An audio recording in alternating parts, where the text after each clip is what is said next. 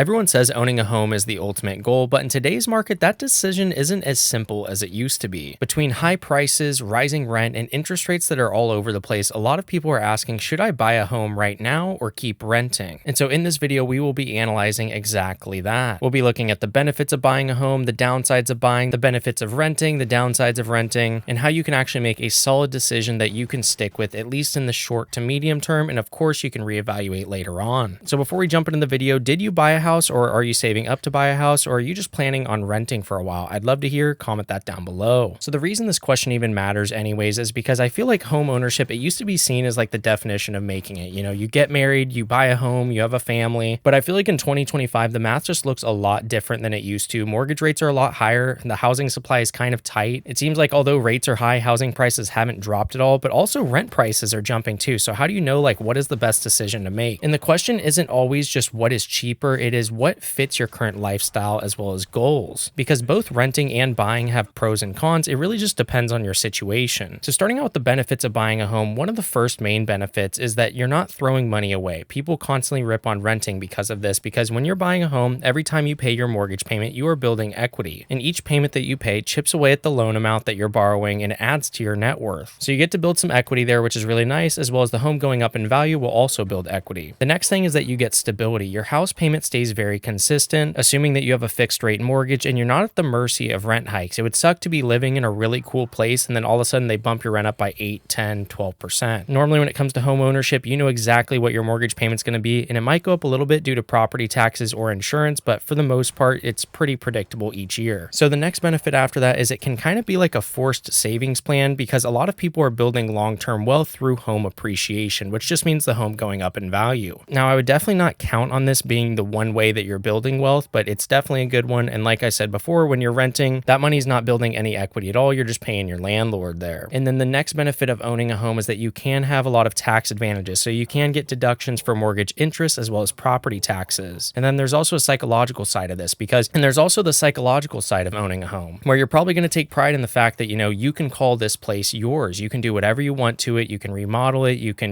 build it out. You can do anything you want, and you're, not very limited, which is pretty nice. And you will get a sense of, hey, this is mine and I can, I own it at the end of the day. So those are the pros of owning a home. Now, some of the cons, one of the first ones, and I think this is one of the biggest ones a lot of people struggle with, especially nowadays, is that the upfront costs are pretty hefty. If you want to buy a $400,000 home and you want to put 20% down, I mean, that's $80,000. And even if you don't do 20% down, let's say you do 10% down, that's still $40,000. And if somebody's making 60, 70, 80K a year, that's going to take a while to save up for. And not only do you have to pay for the down payment, but there's also closing costs, there's inspection, and then there's also moving expenses, because you're going to be moving from where you're previously living into the new home. So that is definitely one of the cons. It is a pretty high barrier to entry, in my opinion, especially in today's market where interest rates are kind of high, but home prices haven't dropped too much the past couple of years. And the next con I can think of is that maintenance and repairs are your responsibility. So before, whether you're renting a home or living in an apartment, you could just, call maintenance or call the landlord, and it's their responsibility to fix different things. Compared to when you own the home yourself, it is all on you. So if you want to save some money there, you can, go to YouTube University, try to become a handyman the best way you can. And if not, you're going to have to pay for it out of your own pocket. So,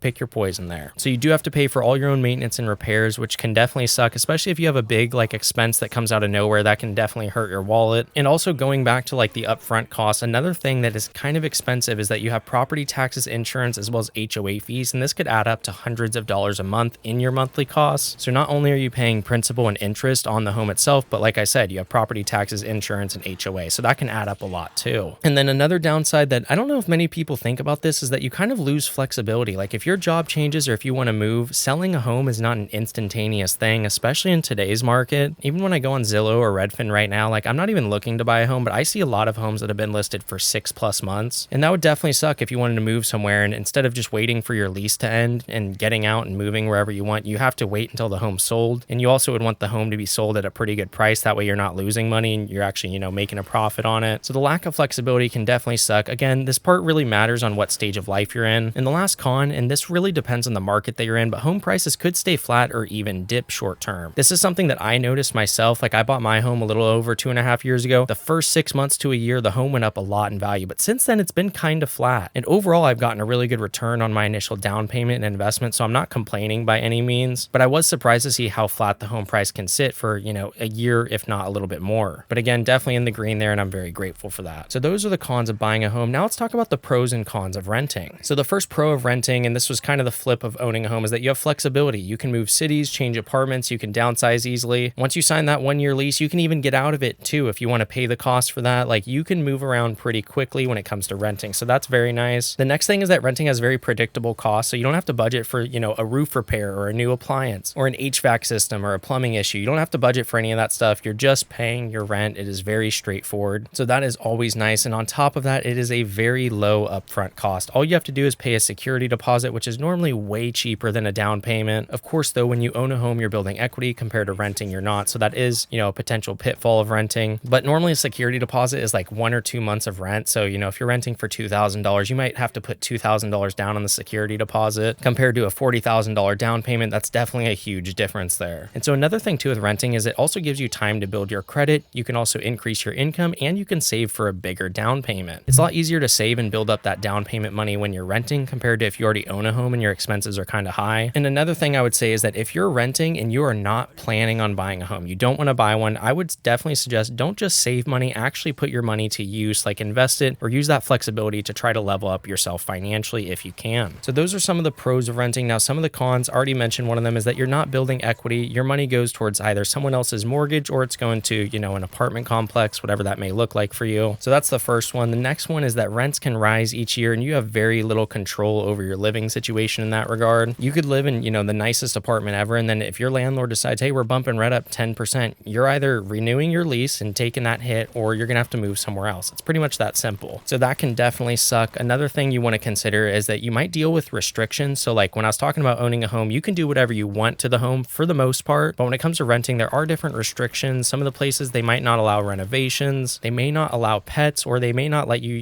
personalize the space so that you're comfortable. So that is one thing to kind of consider. And so long-term, renting forever without investing anywhere can limit wealth growth, which is why I made the point a minute ago to make sure you're investing money, you're not just saving it. Of course, if you're saving up to buy a house, that's a different story. But if you're just saving money and you're not investing or saving up to buy a house, you definitely, I would say, change your mindset there and start investing as soon as possible. So we went over the pros and cons on both of these. Now, one of the things I would suggest here, and this is where it gets kind of interesting, is that instead of you guessing what is better, you can just type in rent versus buy calculator. I'll share a screenshot here and I'll even put the link down in the description if you guys want to check it out. All you have to do here is just enter in how much you think the home price is going to be, how much you're going to put down. I would leave a lot of the percentages the same, maybe throw a little bit of an HOA in there. That way you're factoring that in. And then you type in the rent on the right side and it will tell you exactly what is more optimal for you depending on how long you're planning on living in a certain place. So on the right side, you just type in the rent, you type in the home price, you type in all that good stuff. And the thing that's nice with these calculators is they will tell you what option comes out ahead after factoring in things like taxes, maintenance, as well as appreciation. And so in some areas, buying might be cheaper after 5 to 6 years, whereas in other areas, renting can save you a ton of money each year. It really just depends on where you live, your income, as well as your goals. So context really does matter here. It is not a one size fits all for everybody. Like if you're in a stable job and you plan to stay in one place for at least 5 to 7 years, you have a solid emergency fund, then buying can definitely be a great option for you. But if you value flexibility, you're still growing your career, or maybe you want to invest first, renting might make more sense in the short term. And there's also the emotional versus the financial side of things. So some people, they want consistency. They want to just,